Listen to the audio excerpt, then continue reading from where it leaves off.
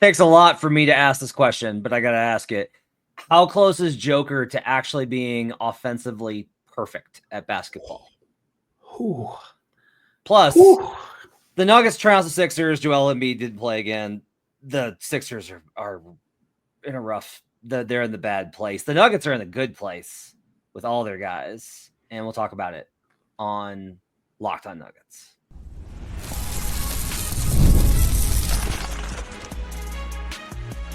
You are Locked On Nuggets, your daily Denver Nuggets podcast. Part of the Locked On Podcast Network, your team every day. Welcome to Locked On Nuggets, your daily Denver Nuggets podcast, part of the Locked On Podcast Network, your team every day. Thanks for joining us and making us part of your day, being with us Monday through Friday, hanging out with us, whether you're on YouTube at youtube.com/LockedOnNuggets, where if you hit that like and subscribe button, you'll get us so ever closer to our 10,000 subscriber mark, which we're trying to hit this season. Or if you listen to us on podcast, that's great too. Appreciate you guys being with us and joining us and being part of the community. Like fine folks like Cam and Chip, who both came up to me at the Nuggets game on Tuesday night and said hi. Shout out Cam and Chip. You guys are awesome. Appreciate you guys listening to the show. My name is Matt Moore. I'm the senior NBA writer for the Action Network. I'm joined by Ryan Blackburn. He's not director of content. That's Adam Mares. He is NBA Nuggets. Are you NBA or Nuggets senior writer at Mile High? Nuggets senior writer. Nuggets senior writer at Mile High Sports and the host of the Pickaxe and Roll podcast, which you can find most mornings at 10 a.m. Mountain Time over on the Mile High Sports YouTube channel. You should go check that out as well. Today's show is brought to you by Prize Picks. I've done a lot of stuff with Prize Picks today. Now's the perfect time to join. Download the app today and use code LOCKEDONNBA to get $50 instantly when you play your first $5 lineup. That's right. No need to win to get the bonus. It's guaranteed. Prize Picks. Run your game. Okay, so we're going to talk about this game between the Sixers and the Nuggets. Look, I'm not going to do the Embiid thing. I know the DNVR was doing it. I have regrets about how hard I went at Embiid last year. It is okay, I think, for any Nuggets fan to taunt. Like, there were the "Where's Embiid at" chants tonight. I think genuinely pretty good fun. I think if you're a fan and it's not like a personal thing, but like I cover the guys, right? And like I see him, I can't simultaneously be like, I see him like Aaron Gordon tonight walking after the game. Like I was just like, oof, like he's going to PT. And it's just like, there's just pain. Like there's just like a lot of pain these guys go through. Ryan wants him to go through more pain, but like in general, like there's just like a lot of pain these guys go through. I can't like advocate for humanity and understanding like, hey, I've seen these guys and then be like, but not with Embiid, screw it. Like I can't do that. Right. And so like I went to Arden last year. I don't care this year. He's out. He's not available. He's not going to be available anytime soon. The Sixers are lost. Yeah. But you can find out more about that over on Locked On Sixers. By the way, that should show just how valuable he is to his team, how lost they are without him. Now, there's some other things that are going on there, of course, and you're making a face over there, but I do like he's a great player, Matt, and it sucks that he's going through the injuries, and there's no like it's unfortunate that he hasn't really held up the end of the bargain in Denver, and that's okay. Like you don't get to write the perfect story sometimes, and like his career is getting cut short. It sucks. They'd be better with him. No doubt. Like not just better. They'd be so much better with him. The question is just like, is that covering up other things underneath the surface? But this is a podcast about the Nuggets. So we'll talk about the Nuggets. Jokic doesn't play fourth quarter. He plays 30 minutes tonight. He puts up 27 points, 13 rebounds, 10 assists, 4 steals, 1 block, 5 stocks for this man. Another day at the office, man. 5 stocks for him. 10 of 15 from the field, 2 of 3 from three-point range, 5 of 5 from the line, and a team best plus 21. And it's everything's so easy. Everything is so easy. Everything was really hard for the Nuggets early in the season, and now everything is just easy. It's wild. It's a massive difference between where they were and what it was looking like to where they are now, where everybody's getting healthy, linking up, understanding what it looks like and how it's supposed to feel, what their roles are supposed to be, and how they can add to the product. And it all centers around Jokic. It all centers around what he does. He is, I think, the central nexus for how everything operates around. Like there can be other things, and there were tonight, and Michael Malone made sure to mention them. but it all is centered around the attention that is being paid to that guy. He is unbelievable once again. I'm writing this thing over at the Denver Dig, and the whole thing is essentially about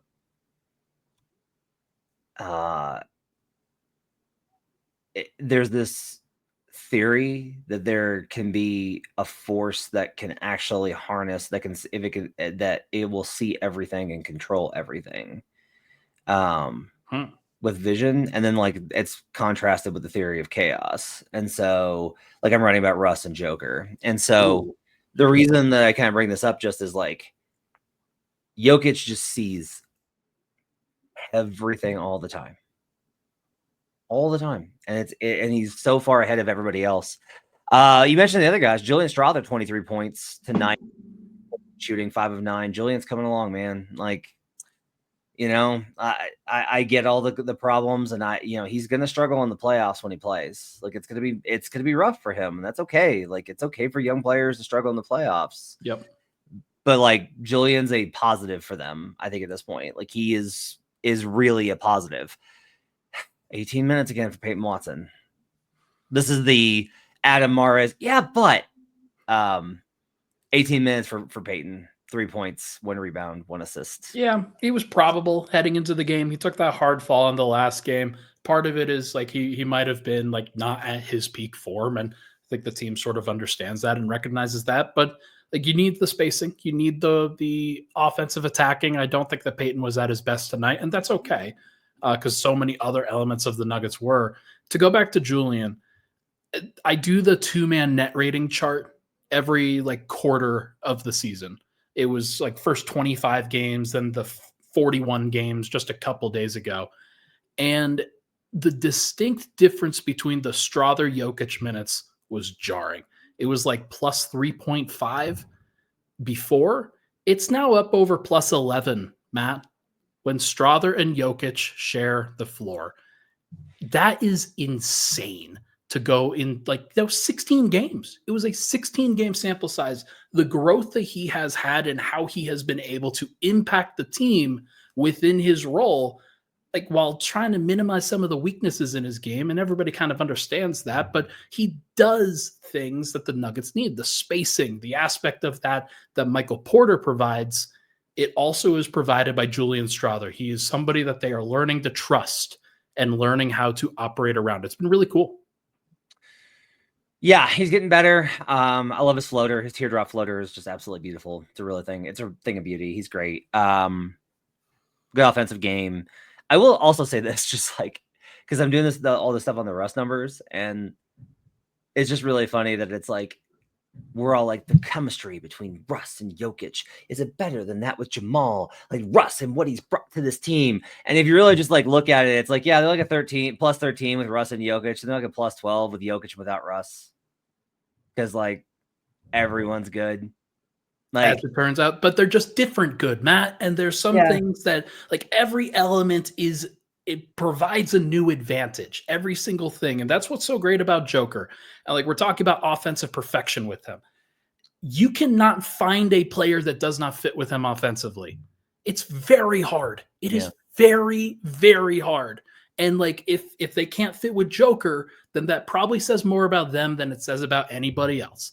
And so I'm struggling to come up with words. Michael Malone was asked by you tonight, like, how do you describe what we're seeing? He's like, I can't. I have no idea. He can't describe it anymore because it's just so commonplace what he's doing and how everybody fits around him. It's been unbelievable. Yeah, we'll talk more about that in a second. I want to wrap up a little bit on the rest of the box score. Yep. Christian Brown with 20 points tonight. Here's a fun one. Russ and Jamal combined for 20 points. Christian had 20 and Julian Strawther had 23. It's one of those kind of nights. So Christian ran the floor, dunked it, didn't take a 3, ran the floor, dunked it, got offensive rebound, put back, and 1, made the free throw, 4 or 5 from the stripe, 2 rebounds, 2 assists, 1 steal. I mean, just great stuff. How about Aaron Gordon? 19 points off the bench. We'll talk about him in the final segment. 6 of 7 from the field, 3 of 3 from 3-point range. Whew. Aaron is like, Aaron is resolved. Yeah. In gonna bust me of my attempts to be like, well, okay, yeah, but we'll see over the larger sample. I've been that way the whole season there. I'm like, all right, but like, we'll see. And Aaron's like, I'm just going to keep shooting 40%. You're going to have to learn to live with it. So just keeps making threes. 19 points for him, 3 dimes, no rebounds. I thought, interestingly, for him. Plus 10 for him in the box. Jamal, quiet night, 9 points, 2 of 7, 6 rebounds, 7 assists. So he did the work there. Russ, 11, 7, 9. 11, 7, 9 in 25 minutes. If he had played fourth quarter, he gets the triple-double, and they have another triple-double combo. Yeah. So good win. The Sixers are, it's sad. Like, it's just, that was one of the sadder performances I've seen. Like, the Nets were playing guys I had to Google, and I still think the Nets had better, like, chemistry, fight, and cohesion. So at one point, the Nuggets were on pace for 161 tonight. Yeah. And they only had 144. And like, the Sixers shot 46% from the field and 40% from 3. And like, I don't care. I'm just like, yeah, it's fine. Like, the Nuggets knew how they were going to win this game, and they did. Up next, we'll return to the main question. Is Joker, how close is Joker to being offensively perfect? Can you be? We'll talk about that up next here on Locked On Nuggets. Basketball season's heating up, and there's no better way to get real money action while watching your favorite NBA stars than Prize Picks. Whether you're a diehard fan or just loving some friendly competition, Prize Picks makes it fun and easy to turn your basketball knowledge into cash. Here's how it works. You just pick more or less on at least 2 players for a shot to win up to 1,000 times your cash. If you think Joker's going to drop 30 points, or maybe Luka's getting more than 8 assists, Prize Picks lets you make your predictions and put your money where your mouth is in just 60 seconds. Cade Cunningham, more than his points on line tomorrow versus the Hawks. The Hawks always allow a 30-point score. Cade's going to go off. I've been using Prize Picks all season. Let me tell you, we're having a blast. I got Jason Tatum last week for more than 29 points and Edwards for more than 25 points. It's absolutely phenomenal. Their flex play option, even if one of your picks doesn't hit, you can still double your money. Once you hit, you get your money fast. Sometimes as quick as 15 minutes. It's the best way to keep the game exciting. Now's the perfect time to join. Download the app today and use code LOCKEDONNBA to get $50 instantly when you play your first $5 lineup. That's right. No need to win to get the bonus. It's guaranteed. Prize Picks. Run your game. We'll be right back on Locked On Nuggets. I put the emphasis on your and game. The next time I do the Prize Pick read, I'm going to do run next. I'm going to do run your game. I'll do game at some point. All right. Back here on Locked On Nuggets. Make sure to check out LockedOnDaily.com for our daily Denver Nuggets newsletter. I'm writing that tonight. I'm doing the 10-piece on the Nuggets win over the Philadelphia 76ers. Apologies, by the way. Ryan had other things and told me on Sunday night. I was just like toast. I was just absolutely like brain dead, and I've carried through all the way through Monday. Both my kids have ADHD, and that's totally okay. I love them for the ways that they are. I've never really noticed it, but like there's apparently like a lot of traits that I have, including this, like I go through these long periods of just like, and I had that basically all day on Monday. So I apologize for not doing a show, but we're back with you here on Wednesday. For what it's worth, I put out a trade target list on the newsletter. So if you guys are interested in figuring out who the Nuggets can or should trade for, then I put some names to monitor. I will say as part of those conversations, just as an aside, I unfortunately don't think Bruce Brown's coming back to Denver. From what I hear, there's some talk of a buyout. I just refuse to believe Masai's actually going to go down that road. I just don't think he will. And so I think there was conversations about a 3-way deal, and they couldn't find the right mechanisms to get the money to work, which is not surprising. The Raptors are tough to trade with, but unfortunately, I don't think for now Bruce is coming back to Denver. Maybe I'm wrong, and that would be great. So look, the Joker conversation to me kind of boils down to this. I shared the stat today on Twitter, and I think it's just insane. Effective field goal percentage is just like, hey, if you get credit for taking threes, which are longer than twos, and they're more valuable, and we factor that in and we use that to figure out your field goal percentage, what does it look like? It's efficiency. Yeah. Effective field goal percentage. Amongst all players who have taken at least 200 jump shots this season, and there's a lot of them, Nikola Jokic has the best effective field goal percentage per Synergy Sports. He is 1 percentage point behind Kevin Durant for raw field goal percentage on jump shots. jump shots. Like, effectively, Nikola Jokic is shooting like Kevin Durant while averaging a triple-double. Like, he's 50, his numbers don't make sense. Yeah. Like, I mean, I've stared at these things. Like, Ryan, he is 59% from two. He's actually behind his career averages from two. He's slacking. Yeah, he could get better. He's slacking. 59% from two. And 47% from three going into tonight. When, oh, yeah. Made 2 he shot 10 of 15 and 2 of 3 from three. Yeah. Like, and that's on top of 30 points a game, 13 rebounds, 10 assists, and those numbers don't convey how good he is. I asked Kevin Durant this in 2017 with the way the Warriors were playing. I said, is it possible to play perfect basketball? I asked him and Steph that, and they both had really thoughtful answers on it. It was really like a really interesting question. Because it's like, it's not about like, the idea of perfect would mean 10 of 10. Like you shot 100% from the field, and 100% from three, and 100% from the line, and he had no turnovers.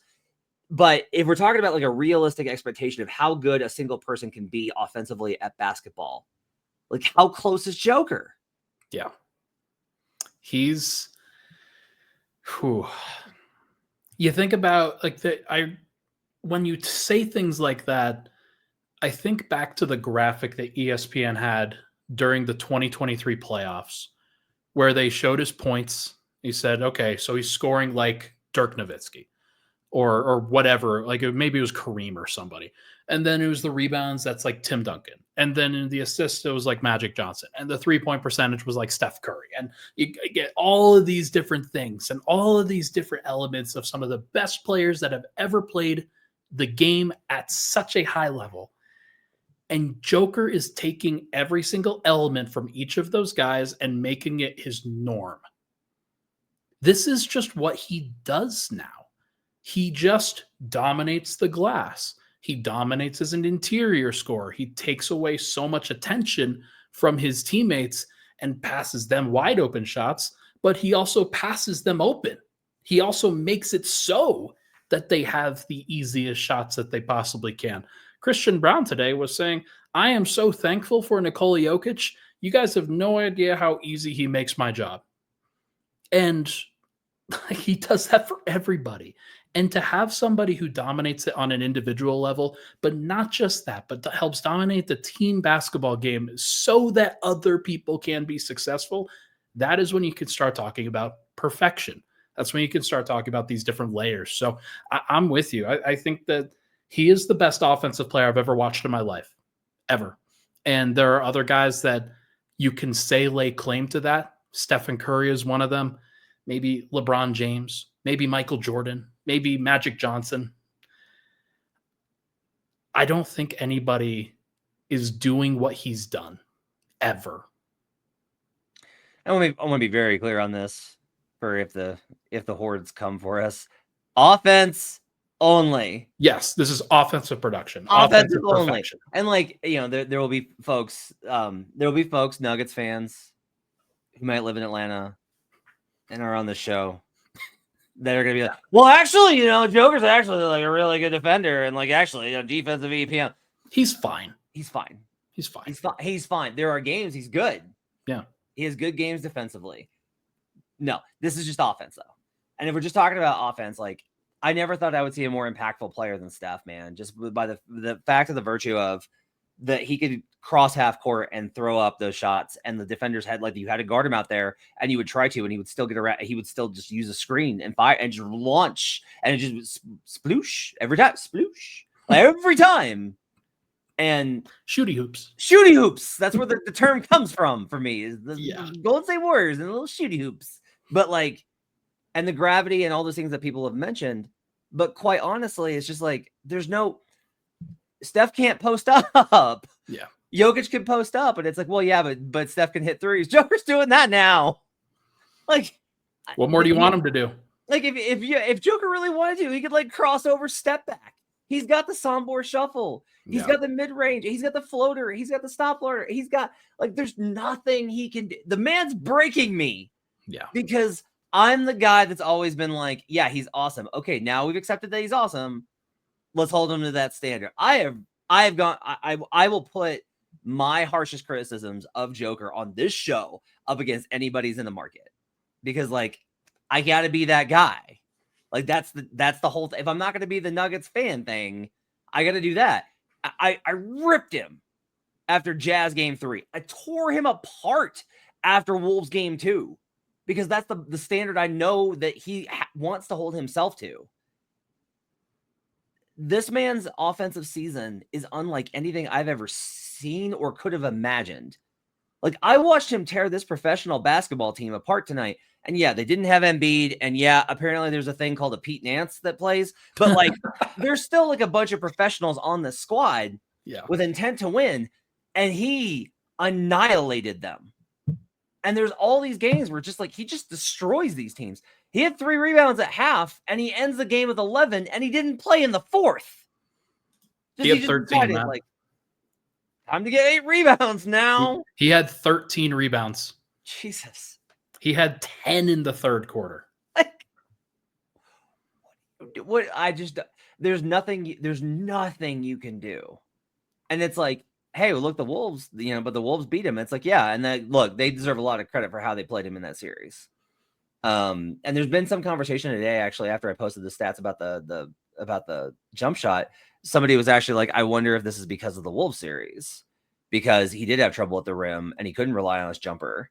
And I'm like, I don't know if that's true. I don't think Joker really thinks about the game that way, because I think Joker would be like, I don't know if I'm going to play them again. Like, he just doesn't know. And so, but I just. Well, we can give some credit to Michael Malone. Like, no. Like, maybe. No. Like, look, always ready to give Mo credit for things is me. What should you be doing? What should you be doing, Nikola? You should probably shoot more. You should probably take more shots. That's a good thing for us. That's absolutely. Yeah, I think the training staff deserves credit. Absolutely. And like, here's the thing. He has to finish the season. We don't know if he's going to win MVP. That's not what this conversation is about to me. No. That's not what this is. This is about your impact on the game of basketball and just your standing in basketball and what he has accomplished over these last 5 years and how he has continued to get better from the place where we thought he was going to end, or not end, but like, I don't know about you, Matt. I didn't necessarily think that he was going to go from the 26-12-9 that he had in that first MVP season and then to this. I didn't think every year I've been like, well, he can't get better. Every year I've done this. Yeah. It's like LeBron. Like there are certain parallels that you can put to those two guys. And for Joker, he just doesn't need to jump in order to be the best player on the world. It's just, it's ridiculous, man. Like it's absurd. And the other thing I'll say is this: you talked about the MVP thing. I can't believe I'm about to say this. He's kind of beyond it. And look, you need to understand, like, I care a lot about that. I made the choice to care about that award, and that award tells the history of the league. Like, the history of the NBA is written in players, and the MVP has followed the pathway of the greatest players in NBA history. And also 2023 happened. And so, like, there is a lot written into the history of the league through this award. But I'm not kidding you. Like, it's not just that if he had not won any of them, I wouldn't care. Like, he's beyond that now. He doesn't need an MVP. Like, he doesn't, not only does he not need, I'm not even just saying like, it's like validation. Like, he doesn't need that. He's still, yeah. And here's the thing though. It's not about what Joker needs, because Joker doesn't care. It legitimately is like, we all know it. Like, everyone's like, yeah, Joker's the best player in the world. Like, everyone knows it. Like, I don't think if you press Thunder fans and you were like, hey, who's the best player in the world, that they would be like, it's Shai Gilgeous-Alexander. Maybe like hardcore of the hardcore. I like to think that OKC fans by and large would just be like, no, it's Joker, but I think Shai deserves MVP. Reasonable take. Absolutely. Right? Mavericks fans, I think even would be like, Luka will get there. You just wait till we get healthy. But it's Joker. We're long. We gotta go. But God, I am so blessed to be able to cover the career of the player who is closest to offensive perfection in NBA history. We'll be right back on Locked On Nuggets. From the first whistle to the final drive, FanDuel makes the NFL playoffs even more exciting. Right now, new customers can bet $5 and get $300 in bonus bets if you win your first bet. That's $300 to keep the action going. The FanDuel app's easy to navigate, and the variety of bets keep every game exciting. Plus, when you win, you get paid instantly. No waiting around for your winnings. Whether you're betting on your favorite team or betting against a player that gets a lot of personal foul penalties, or even tries to flop for one and doesn't get one, but gets a lot of criticism for it, even though he didn't get the flag that people called him for, and then got 2 other calls because a defender hit him in the helmet with their helmet, which every single time is a flag. Every single time it's a flag. If you hit a quarterback in the helmet with your helmet, that's a flag every single time. If you told me that this weekend Josh Allen was going to get hit in the head by Chris Jones with his helmet on his helmet, I'd be like, oh, so Chris Jones got flagged, right? Like, you could bet against those players too. Or if you're just looking for some extra excitement in the playoffs, FanDuel has you covered. Just visit FanDuel.com to join today and get started with the $300 in bonus bets. That's FanDuel.com. Make this playoff season unforgettable with FanDuel, an official sportsbook partner of the NFL. We'll be right back on Locked On Nuggets. Are you every single time? Are you proud of yourself? Every single time, if you hit a quarterback in the head with your helmet, it's a personal foul. I agree. It's sometimes it's funny when you don't actually hit them in the head with your helmet. And like when? Look, he's going to get the benefit of the doubt, Matt, no matter what. If it's close, he's going to get it. I have screenshots. He gets hit in the... This is what I don't understand. He gets hit in the head. You can argue, well, yeah, but it wasn't like a lot. Like, it was just like a little tap. You hit him in the head with your helmet. Every time, that's a flag. Yeah. I am rooting for you. I have decided officially that I want this for you. This is the meanest thing you have ever done to me. Yeah, it would be great. It would be great if this happened for you specifically, Matt. Final time here on Locked On Nuggets. Thanks for joining us. You can go to LockedOnDaily.com. Please leave good 5-star reviews. Come on, we're almost done here. I swear to God, we're almost done. It's, Super Bowl's right around the corner. Right around the corner. We're almost done. All right. So I did want to talk about Malone's comments after the game. It's a late game and AG had PT, so I didn't want to stick around. But I think I'll try and catch him after the next game. AG plays 22 minutes tonight. We mentioned this: 19 points, 6 of 7 from the field, 3 of 3 from 3. They're killing it with AG coming off the bench. And I think this is one where I asked about it, but Malone's probably said this on the road. I always feel bad because I don't catch all the pregame pressers on the road. I just don't. Right. So he may have just already mentioned this, but AG told him when Malone went back, when he was first coming back, Malone went to him and said, hey, this is gonna be your minutes. We're gonna bring you off the bench and we're gonna ramp you up this way. And AG told him, look, we're rolling right now. If you want to keep bringing me off the bench, that's cool with me. Big time. And Malone made special mention of just how special of a person that AG is. This is not to take anything away from that, because I think legitimately if AG was on an $8 million a year contract, a $15 million a year contract, whatever, I think AG would genuinely have the same kind of approach, because AG has been so grateful for his time to play here in Denver next to Joker. However, it does help that they signed him to a max extension. This is one of the things that why it's such a benefit to always just sign your guys. It's just a huge benefit to sign your guys and have your guys locked up. Denver won the title in a season when everybody knew what they were doing. The words looking to get their points, worried about their money, have come out of, not worried about their money, looking to get their points, looking to get their stats is what he says. And by my extension, that means looking to get their money, because that's what it's about. Sure. Malone said that a lot. And I don't have any other conclusion right now than to think it's about Peyton, which I think is a little ridiculous, because I don't see Peyton playing out of pocket a lot. But yeah, I honestly think that's a little bit too far. I think he's more just talking about, hey, in order to win a championship, we all have to buy into our roles. And your role specifically, and whether it's Peyton, whether it's Julian, whether it's Russ, whether it's Christian, whoever, or whether it's Jamal or Mike, like these guys have to play a specific role and be asked to do that and be called upon at various times and answer the call. And if they can't do that, and they're more focused on doing other things, then that could be a problem. And like, I honestly think, and Christian, I think, echoed this, and Julian, when I talked about it, echoed this too. Everybody's just buying into what their role is right now.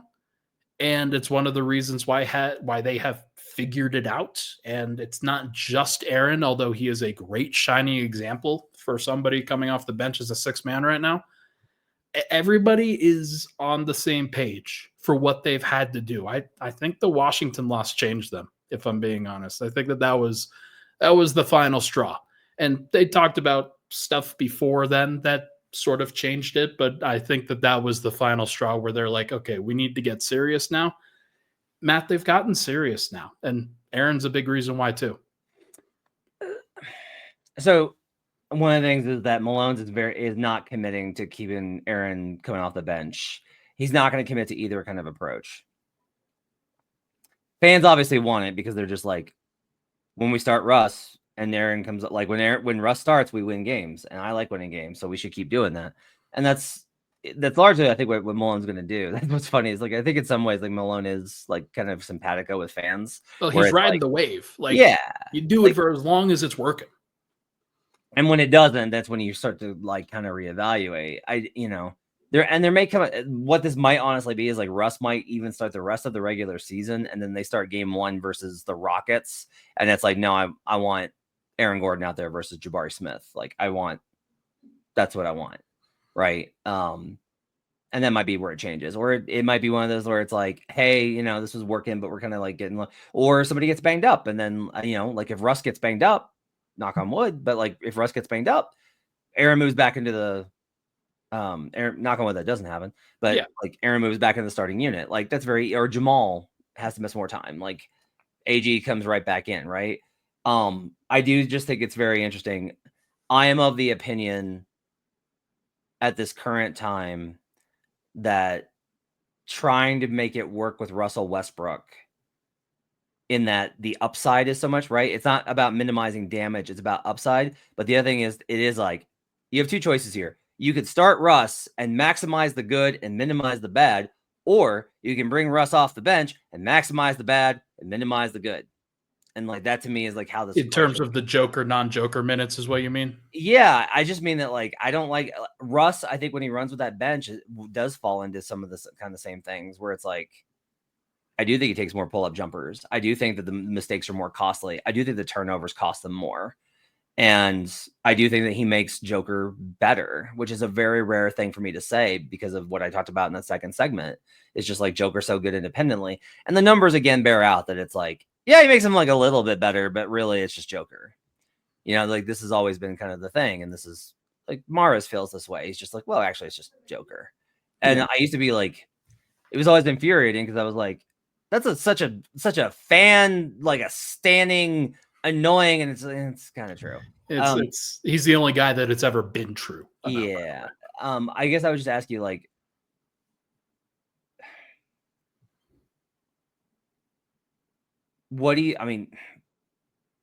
should they just keep this until it burns out?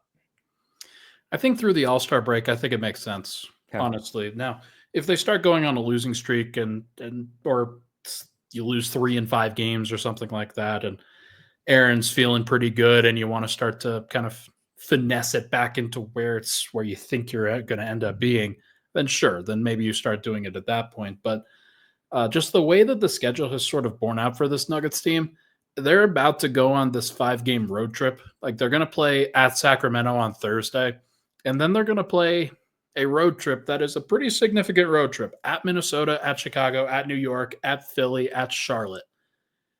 And after that, they play 7 or 6 more games before the All-Star break. So they've got 12 more games to get through. Can Aaron come off the bench for 12 more games in your mind? Like, let's say he doesn't play on the back-to-backs. Let's say it's like 10 games. Actually, they don't have any more back-to-backs between now. They've got one more between now and then. Can he come off the bench for 11 games? I think that's a long time. I think that you probably have to start getting it back into place at some point. Game 55 is the final game before the All-Star break. That means you have 27 post-All-Star break. Is that enough time to kind of work him back into the starting lineup? Probably, but they may try to do it sooner than that. That's going to do it for Locked On Nuggets. Thanks for joining us. Appreciate you guys being with us. Catch Ryan on the Pickaxe and Roll show. I'll be back with you tomorrow for another episode as we catch up on this week. Catch Swipe a show on Thursday, and then we'll be back for Swipe and Gripe on Friday. We'll do a post-game show on Thursday night after the game versus the Sacramento Kings. Make sure to hit like and subscribe. We'll see you guys again next time here on Locked On Nuggets.